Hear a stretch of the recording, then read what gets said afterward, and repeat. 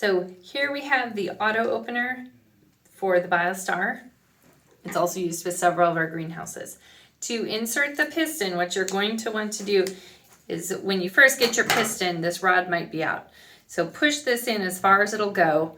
If it's warm, if it's above 70 degrees, you'll probably want to put this in cool water so it will compress the paraffin inside so you can push this rod in further, which will make this step easier.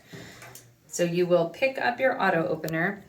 Now look for this collar right here. It is threaded, and there's this cast T-shaped piece onto which the springs attach.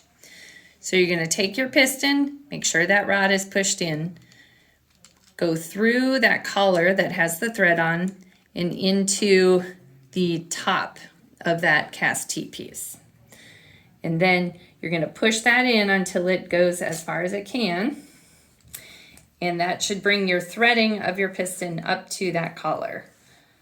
Then you just have to rotate it around and you start threading. You may have to apply some pressure just to get it to catch in those threads because you're pushing against the rod of the piston.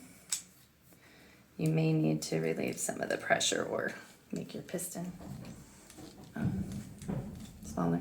All right, so once you start getting it in, you will keep threading it in, and eventually you'll see the piston is starting to open up your opener.